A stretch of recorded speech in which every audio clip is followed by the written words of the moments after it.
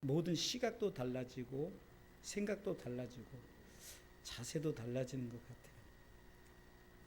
참 목회가 힘들다, 또 신앙생활이 힘들다, 또 환경이 어떻다 저떻다 하지만 특별히 제가 갔던 선교지는 빈민촌 쪽에 있는 선교지를 갔어요.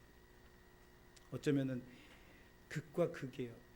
이쪽에는 빈민촌이고 좀만 나오면은 문화를 누리고 또 더 큰 마닐라 도시로 가면은 정말로 우리 대도시처럼 서울 시내처럼 복잡하고 사치스럽고 그러면서도 저는 무엇을 보게 됩니까? 정말로 항상 내 삶의 모든 환경은 참으로 풍요롭다, 행복하다, 없다 하지만 오히려 정말로 그 없는 사람들,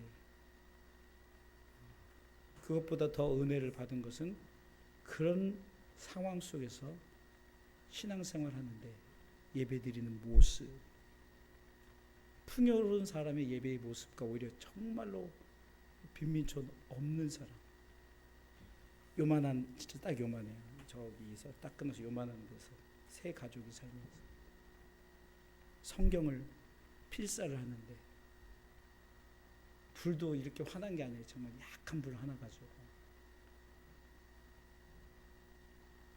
헌금을 드림에도 정성을 다해서 우리나라 금액으로 한 500원 정도로, 사실 작은 돈은 아니에요. 그 빈민촌 사람들은 참 그런 모습을 보고 우리의 상황 속에서 항상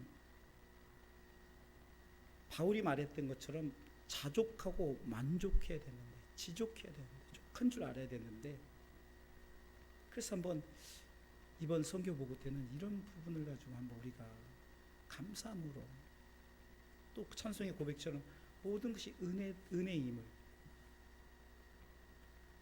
물론 한 부분은 풍족한 부분들, 그분들은 또 풍족한 사람은 풍족한 대로 엄청 풍족하게 살아요. 그러나 중요한 것은 풍족한 중이건 바울이 말했던 것처럼 비천에 처할 줄도 알고 풍부에 처할 줄도, 어떤 환경 속에서도 스스로 만족하고 내게 능력 주신 자 안에서 모든 것을 할 수 있다라는, 예배드리러 오는 모습의 아이들의 옷과 항상 머리를 감고 깨끗함으로 그냥 아이들 예배드리는 모습, 어른들 예배드리는 모습만 보면 빈민촌 사람 같지가 않아요.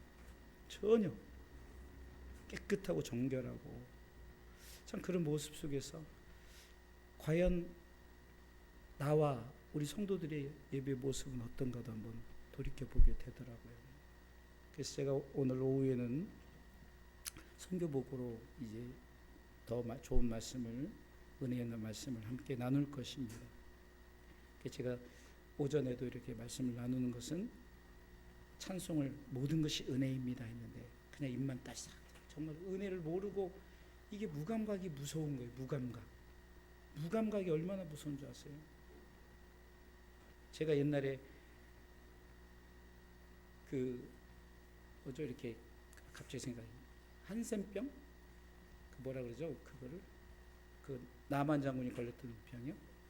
문둥병. 나 이름이 갑자기 이렇게 생각도 안 나고 좀 요즘 이 눈도 잘 안 보여서 좀 답답하긴 한데, 그 소록도 갔더니 감각이 없어요. 그러니까 꼬챙이 같은 걸 넣어가지고 그 속에 뼈를 긁어요. 그래야 시원하니까. 그런 모습.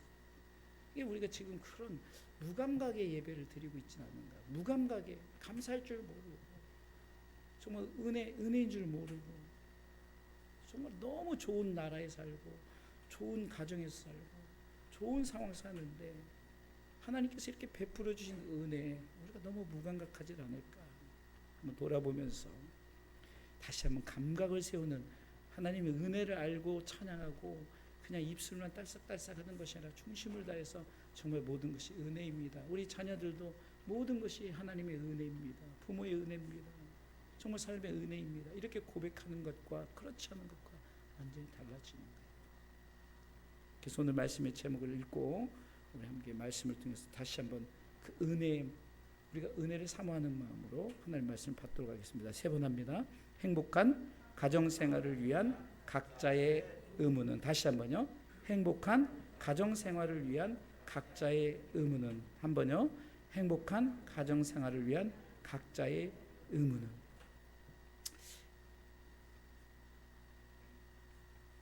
금방 말씀을 드렸던 그 가정도 행복하지 않아요. 남편이 이혼해가지고 떠나 있고, 또 한 가지는 폭행을 하고, 전혀 행복하지 않아요. 그런데도 교회 예배를 드리면서 우리 아이들은 그 밝은 모습으로 오면 얼마나 얼굴이 밝은지 전혀 아이들이 그런 환경인지를 몰랐어요. 그런데 얘는 이렇습니다. 얘는 이렇습니다. 이럴 때 전혀 그렇잖아요. 그러니까 상황은 불행하지만 교회 와서 예배드리고 그렇게 헌신하는 그 아이들의 얼굴과 모습은 참 행복해 보이더라고요. 우리가 행복한 가정을 만들기 위해서 각자의 의무가 있다는 거죠. 우리 가정은 불행해. 그러면 불행한 이유 속에 자기도 불행의 한 원인이 될 수 있다는 거죠. 꼭 부모가 해줘야 된다. 남편이 해줘야 된다. 아내가 해줘야 된다. 오빠가 해줘야 된다. 동생이 해줘야 된다. 이거 아니라 각자의 의무가 있다는 거예요. 의무란 것은 당연히 해야 할 일을 의무라고 그러죠. 대한민국 국민은 국가에 대한 4대 의무가 있죠. 세금, 납세의 의무가 있어요. 남자들은 군대 갈 국방의 의무가 있고, 또한 일해야 됩니다. 놀아서는 안 돼요. 근로의 의무가 있어요. 그리고 교육의 의무가 있어요. 물론 또 환경 보존의 의무가 있다고 하는데 의무가 있는 거예요. 가정도 의무가 있습니다. 그래서 우리가 정말로 권리만 찾을 것이 아니라 의무를 다해야 됩니다. 따라서 하십시오. 권리만 찾지 말고 의무를 다하자. 그래서 오늘은 가정에서의 각자의 의무를 말씀드리겠어요. 첫 번째는 부부들의 의무가 있죠. 부부들의 의무. 아직 나는 부부도 아닌데 금방 부부 됩니다. 금방 부부 되고. 이번에도 이렇게 대화하다 보니까 제가 또 가장 연장자들하고 선교사님들이 다 젊어요. 젊다고 해서 완전 젊은 거예요. 이제 40대 후반, 50대 초반. 그럼 저는 이제 50대 후반 쪽으로 들어가잖아요. 우리 금방 그러네요. 우리 권사님들 다 그렇죠? 금방. 얼마 전에 처음에 왔을 때 우리 권사님들의 사진을 봤더니 아이고 이거 지금에 비하면 꽃 같아요. 더 아름다운 꽃. 지금은 이제 뭔가 좀 성숙된 꽃이라면 그때는 정말 편한 꽃처럼. 부부들 금방 됩니다. 먼저 부부들 중에 아내의 의무를 성경은 말하고 있죠. 한번 읽어볼까요? 성경 22절, 에베소 5장 22절 크게 읽도록 하겠습니다. 에베소 5장 22절 읽습니다. 아내들이여 자기 남편에게 복종하기를 주께 하듯 하라. 아내들의 의무는 복종하라입니다. 복종이죠. 그러니까 우리가 맹목적으로 복종하려면 억울하기도 하고, 그런데 오늘 성경은 남편에게 복종할 때 어떻게 하라? 주께 하듯 하라. 주님을 섬기듯이 하라. 우리가 정말로 주를 예배하고 주를 찬양하듯이 하라는 것은 결국은 주님이 우리에게 먼저 복종의 모습을 보였음을 말씀하고 있고, 주님의 복종을 통해서 우리도 그분에게 복종하라는 거죠. 그렇다면 이것은 마찬가지예요. 아내의 의무 속에 남편들에게 복종하기를 주께 하라는 것은 남편 사람 보지 말고 주님 바라보면서 하라는 거죠. 주님 바라보면서. 우리가 주님에게 하듯이 할 수 있다는 것은 주님에게 내가 하듯이 정말 우리가 복종하라는 거죠. 왜 복종하라 하셨을까요? 예수님이 복종의 본을 먼저 보이셨기 때문에 복종하라는 거죠.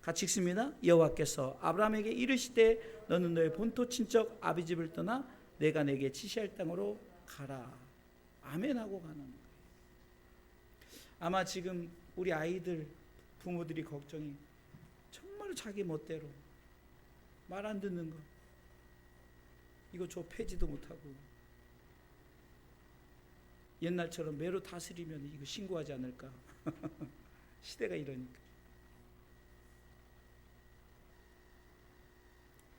여러분 우리가 이 순종이 제대로 이루어지지 않으면 어떤 일이 생깁니까? 반항이 생겨요. 반항하게 돼요. 탈선하게 돼요. 깨지는 거예요. 가정이 깨지는 거예요. 그래서 어쩌면은 우리 한빛교회 가장 어린 우리 지우기 때부터 순종을 가르쳐야 돼요.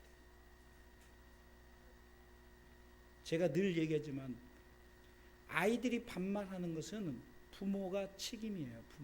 부모가 그렇게 해서 그래요. 왜? 제가 항상 우리 아이들이 어렸을 때 아마 여러분들 기억하실 거예요. 저는 우리 아이들이 어렸을 때 이제 말을 배울 때 존댓말을 하래요. 존댓말. 말을 배울 때 존댓말로 대화를 하는 거예요. 그러면 아이들이 예 그랬어요, 저랬어요 이렇게 요가 붙어요.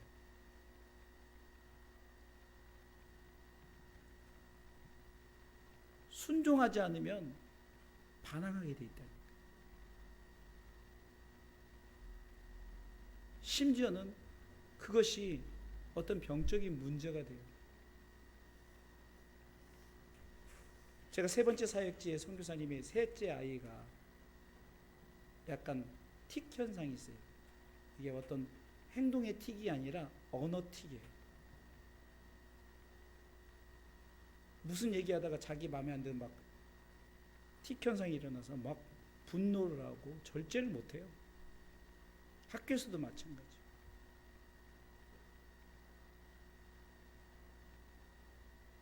그러면 그것이 부모에게만 손해보고 부모만 난처하고 그것이 아니에요. 그 자기 자신도 얼마나 남들이 봤을 때 얼마나 그 이상하게 보겠어요. 순종하지 않기 때문에.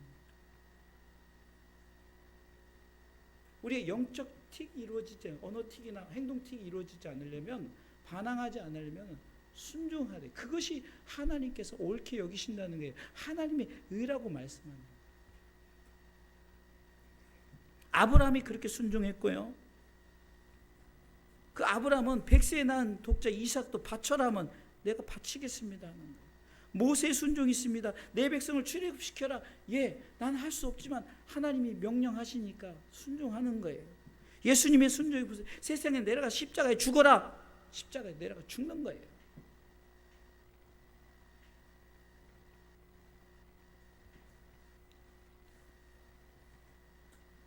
육신의 부모에게도 순종하지만 우리 예수님은 영의 아버지 하나님 아버지 앞에 순종을. 그래서 여러분들도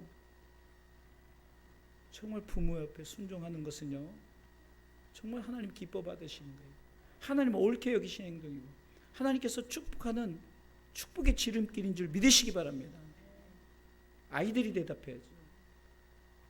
우리 아이들 순종하시기 바랍니다. 두 번째 아이들에게 조건이 많네요. 공경해래.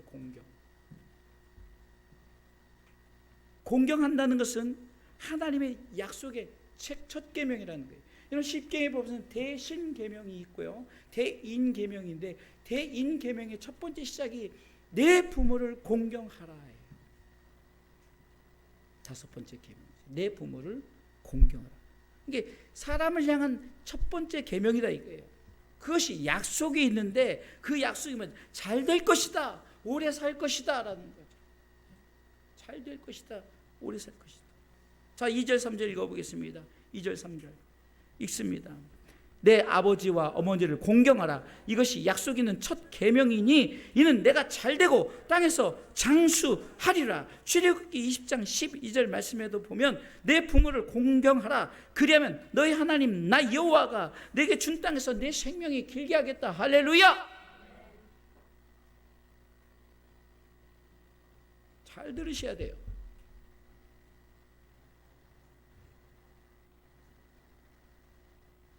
여러분들 부모들 꽃 달아줬습니까? 요즘에는 이것도 안 하더라고요. 요즘에 아이들이 이것도 안 해요. 옛날 좋은 나이키에 막 좋은 옷에 좋은 거에 딱 해줘도 해주지 마세요. 애들 나이키고 뭐가 나이스 사다 신겨버리세요. 공경할 줄 모르는 애들 뭐하러 해줘요. 상호관계, 부부들도 복종하고 사랑 상호관계잖아요.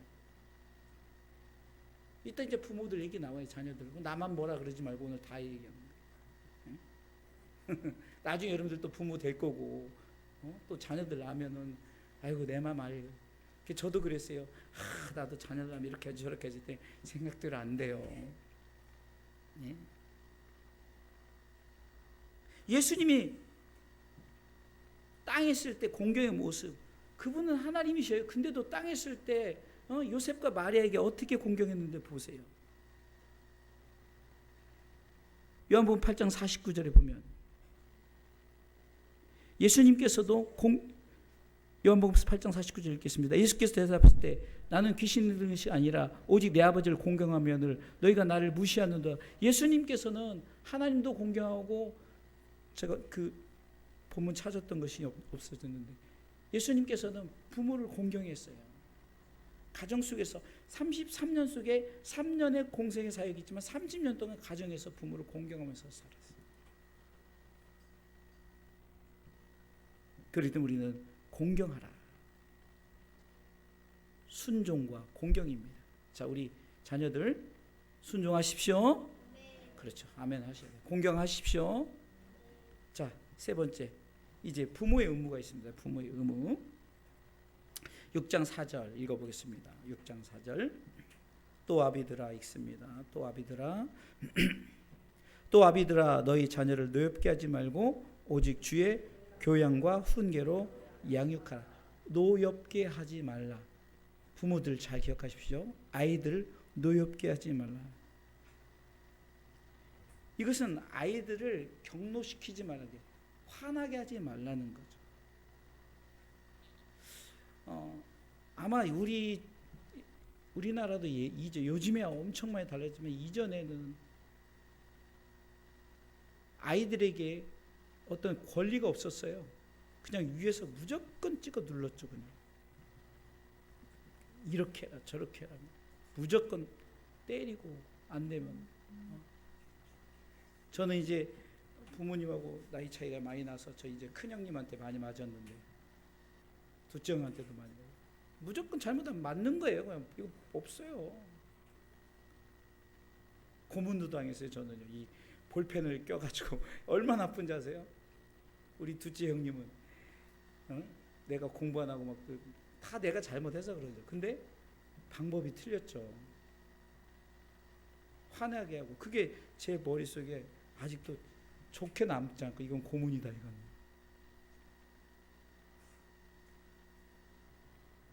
여러분들 보세요.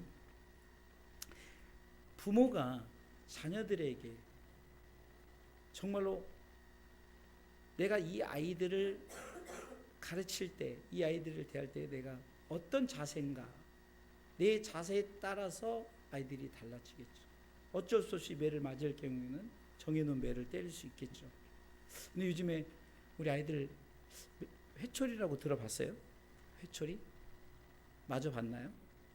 회초리 맞아봤어요?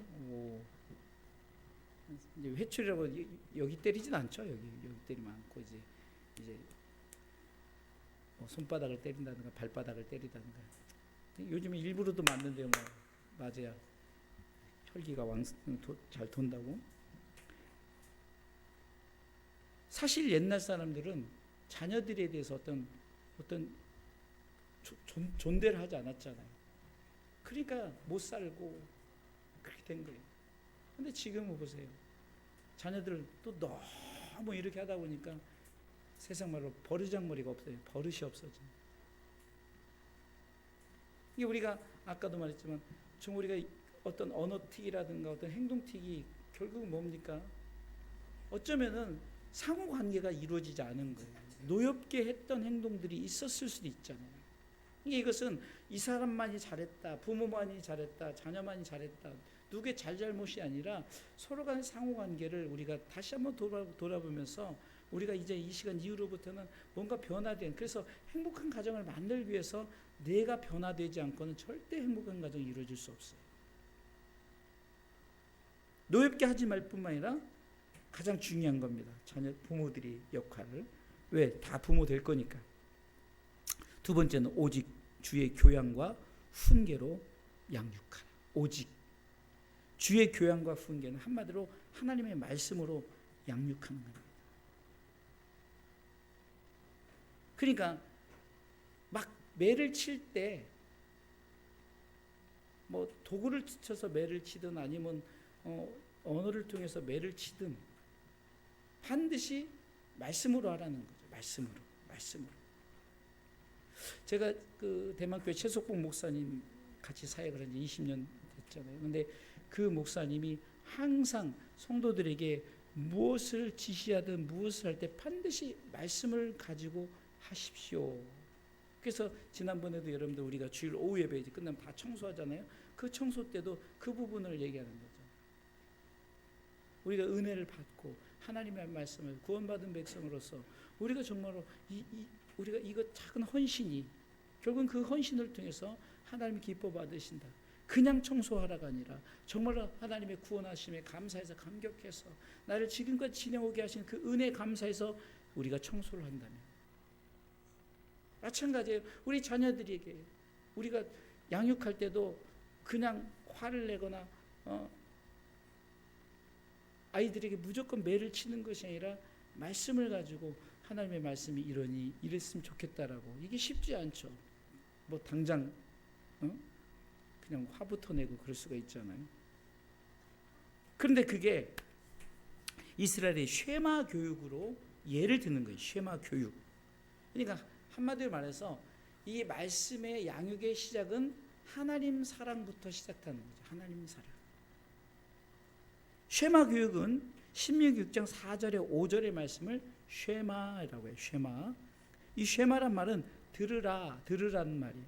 한번 읽어보겠습니다. 신명기 6장 4절과 5절 말씀 읽습니다. 이스라엘아 들으라. 우리 하나님 여호와는 오직 하나인 여호와시니. 5절 너는 마음을 다하고 성품을 다하고 힘을 다하여 내 하나님 여호와를 사랑하라. 그러니까 이 말씀에 모두 함축된 것이 하나님을 사랑하라는 거죠.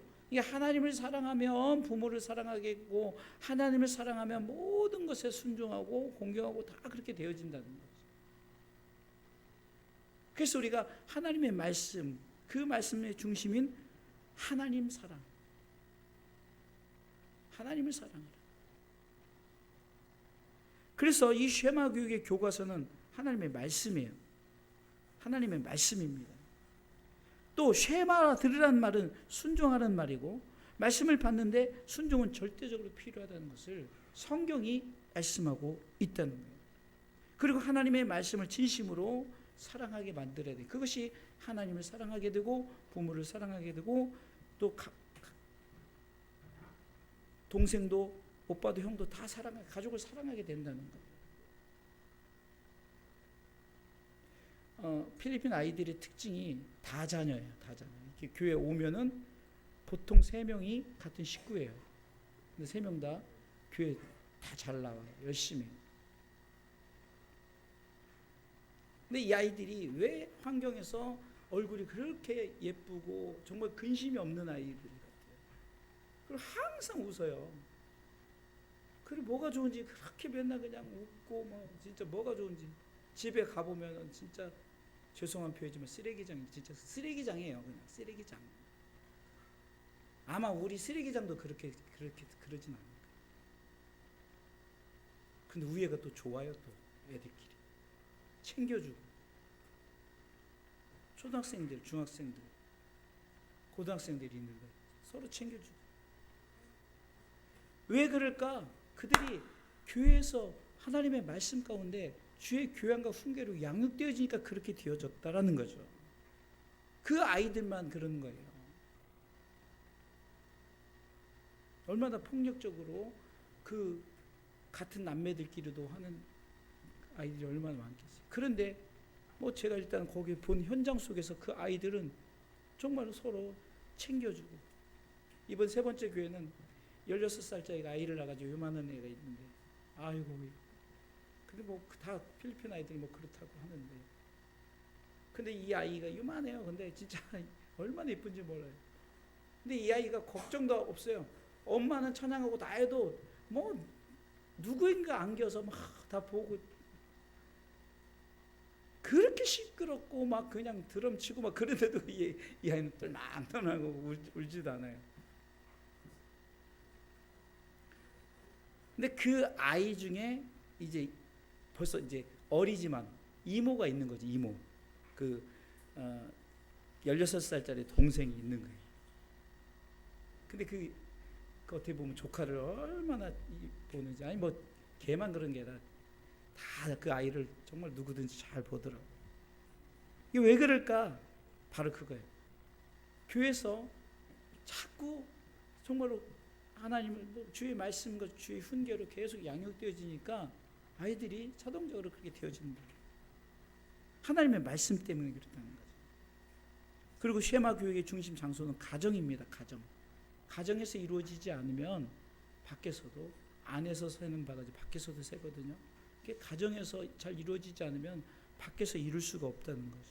성경은 이렇게 말하죠. 오늘 내가 내게 명하는 이 말씀을 너는 마음에 새기고, 6절로 9절에 보면 내 자녀에게 부지런히 가르치며 집에 앉아있을 때든지 길을 갈 때든지 누워있을 때든지 일어날 때든지 이 말씀을 강론할 것이며, 이 모든 것이 가정에서 이루어진다는 거죠.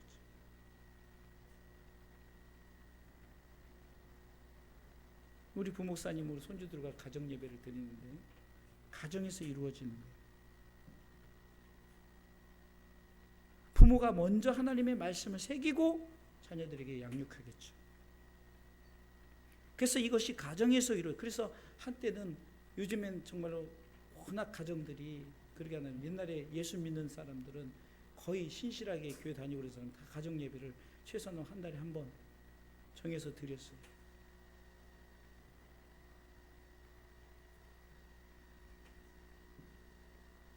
그리고 그 가정에는 쉐마가 기록된 조그마한 가죽 상자, 메주자가 문설주에 붙어 있어요. 그래서 출입할 때마다 손을 댄 후에 자기 입을 대고 아침엔 하나님의 도움을 간청하고, 가정에서부터 그게 가정 집 앞에 그 매설주를 붙여놓고 이마와 팔에 경문을 메고 기도를 하고, 또 말씀이 기록된 테팔린이라는 것을 팔목에 차고, 그 테팔린을 팔목에 찬다는 것은 내 손으로 하는 일들이 오직 하나님의 은혜와 능력임을 깨닫도록 그렇게 손목에 차라고 가정에서 훈련시켰다는 거예요. 머리에 붙이는 이유는 사람의 지혜와 생각이 불완전한 인간의 지식보다 하나님의 지혜로 행하기를 원한다는 거죠. 물론 미신적인 행동일 수도 있지만 그러나 그렇게 행동하는 것이 아이들에게 그 주의 훈계로 양육되어지고, 그것이 가정에서 이루어졌더니 아이들이 이스라엘의, 여러분들 전 세계, 이스라엘 나라는요 없었던 나라가 생겼습니다. 근데 그 나라에 유태인들이라고 말하죠. 유태인들이 전 세계 부자예요. 전 세계, 지금까지 노벨상 가장 많이 탄 사람이 유태인들이고요. 전 세계 지혜로운 사람 전체 다 유태인들이에요. 가정부터 시작돼요. 이스라엘의 쉐마 교육, 모세 어머니 요게벳도 그 모세 그 품고 젖 먹였잖아요. 부모인데 유모로서 젖을 먹였잖아요. 왜냐하면 그 당시에 다 죽이니까 그 나일강에 띄었는데 그 바로의 공주가 건졌을 때 그 미리암이 찾아가 가지고 젖 먹일 사람이 있습니다. 어머니 소개해줬잖아요. 그 요게벳이 항상 어떻게 했어요? 쉐마 교육을 시킨 거예요. 가정에서 시킨 거예요. 가정에서, 집에서 젖을 먹이면서. 쉐마 교육의 교사는 부모죠. 부모. 교과서는 말씀이고요, 장소는 가정이고요, 교사는 부모입니다. 부모. 내 자녀에게 부지런히 가르치며, 부모가 교사입니다. 이스라엘 사람은 자녀를 가르치기에 전도할 필요가 없었다는 거예요. 가르치니까 뭐 교회 열심히 할 필요 없는데, 말씀을 가르치니까 자동적으로 신앙생활을 하게 됐다는 거죠. 이것을 흔히 우리가 쓰는 모태신앙이라고 하죠. 모태신앙. 저희 아이들도 다 모태신앙인데, 내가 예수 믿고 우리 애들도 다 모태신앙이. 왜? 어머님이 예수 믿고, 그러니까 모태신앙이 된 거죠. 그리고 모태신앙의 교사가 부모예요. 특히 어머니죠. 어머니. 젖을 먹이면서 모든 양육을 거의 어머니들이 하잖아요. 그 성경은 이 부모를 몽학 선생, 쉽게 표현하면 과외 선생이라고 했어요. 가정교사다. 가정교사. 가정에서 과외를 가르친다. 모든 교육이 학교에 맡기고 선생님 모든 교육을 다 할 것을 기대하지만, 여러분들 가정교육이 얼마나 중요하면, 가정에서 교사의 역할이 얼마나 중요합니까?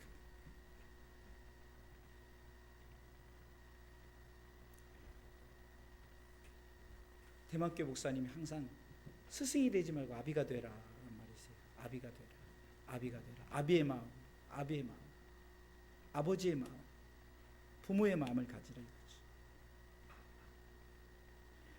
그래서 이 표현을 합니다.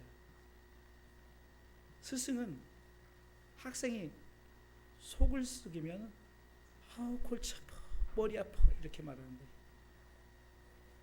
부모는 자식이 속이 있으면 뭐예요? 어디가 아프죠? 마음이 아프다 그러잖아요. 자식이 마음이 아픈 거. 자식이 무슨 일이 있으면 마음이 아픈데, 스승은 골치가 아프다라는 거예요. 진정한 교육의 장소는 학교가 아니라 가정이요, 교임을 명심하시기 바랍니다. 부모들, 정말 우리가 부모의 역할이 사실 가장 커요. 그래서 우리가 돌아보면서 그렇게 주의 교양과 훈계로 양육한 결과는 상급을 받고 복을 받는다고 성경의 시편 127편 3절, 4절, 5절은 말씀하고 있어요. 주의 교양과 훈계로 양육한 결과가 자식이 기업이 되고 상급이 되어지고, 내가 정말 그 전쟁을 칠 때 활은 있는데 화살이 하나밖에 없으면 불안하죠. 근데 많은 화살을 가진 것과 같다. 전통의 그 화살이 많이 있는 것과 같다라고 성경이 표현합니다. 그리고 5절에는 이것이 그 전통에 가득한 자는 복되도다. 중국이 왕성할 때가 다자녀 엄청 많이 낳을 때예요. 근데 중국이 점점 힘들어지는 게 뭐냐? 자녀를 안 낳아요. 결혼도 안 해요. 이제 막 옛날에는 산하 제한을 우리나라도 그랬지만 중국도 해가지고, 중국은 아이를 낳으면 벌금이 엄청 셌어요. 그래서 제가 초창기 중국 선교할 때 지도자 한 사람은 이 동네에서는 그 벌금이 세고 이쪽에서는 약하니까 낳긴 여기서 낳고 등록은 여기서 했어요. 근데 지금 안 낳는다고. 그러니까 전통에 가득한 게 복이 있는데, 우리 대한민국도 그랬잖아요. 전통에 가득해야 돼요. 또 영적인 이것은 영적인 의무죠. 영적인 예수 믿는 자가 많아져야 복이 되는 거예요. 가정 속에 다시 말해서 나 혼자만 예수 믿는 것이 아니라 다 예수 믿어야 복된 거예요. 수치를 당하지 않아요. 원수가. 결론적으로 말씀드리겠습니다. 행복한 가정을 이루기 위해서는 이제 여러 가지 있지만, 자녀의 의무, 부부의 의무, 부모의 의무 다 있지만 공통적인 의무가 있어요. 공통적인 의무. 뭡니까? 온 가족이 예수 그리스도를 믿는 의무입니다. 아멘. 이것이 피포인트예요. 그래야 모든 것이 이루어져요. 지금 여러분들 뭔가 빠졌어요. 내가 지금 발이 4개인데, 가정이 4발인데 하나가 없으면 불안하잖아요. 빨리 4발 만드셔야 돼요. 4발인 5발인데 하나만 있으면 이거 쉽게 무너지기 힘들고 어려워. 빨리 하나하나 우리가 예수 그리스도를 믿는 의무를 다할 수 있도록 우리는 행복한 가정을 꿈꾸고 살아가야 돼요. 가장 중요한 것이, 내가 각자 의무가 있지만 그러나 예수 안에서 예수 믿는 가정이 되질 때 행복한 가정이 되는 줄 믿으시기 바랍니다. 아내가 남편에게 복종하는 의무가 있어요. 남편은 아내를 사랑하는 의무가 있어요. 부모에게 순종하고 공경하는 의무가 있고, 아이들에게 주의 교훈과 훈계를 양육하는 의무가 각자에게 있습니다. 이 각자의 의무 속에서 우리는 정말로 반드시 예수 그리스도를 믿는 가정이 우선이라는 것을 믿으시기 바랍니다. 찬송가 305장 1절 가사 중에 이런 가사가 있죠. 사철의 봄바람 불어있고 하나님 아버지 모셨으니 믿음의 반석도 든든하다. 우리 집 즐거운 동산이라. 즐거운 동산, 행복한 동산. 그 이유는 고마워라 임마누엘, 예수만 섬기는 우리 집, 예수만 섬기는 우리 집. 할렐루야. 예수만 섬기는 우리 집.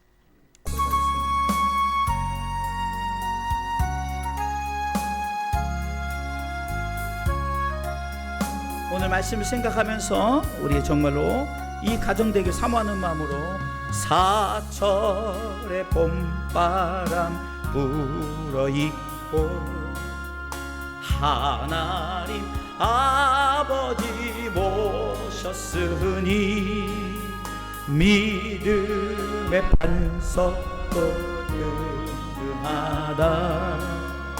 우리 집 즐거운 동산이 고마워라 고마워라 임마누엘 예수만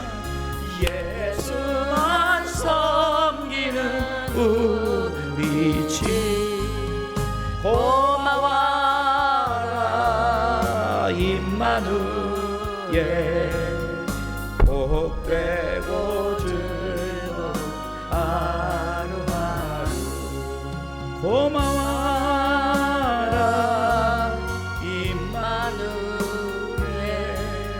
예수만 섬기는 우리 집 고마워라 임마누엘 복되고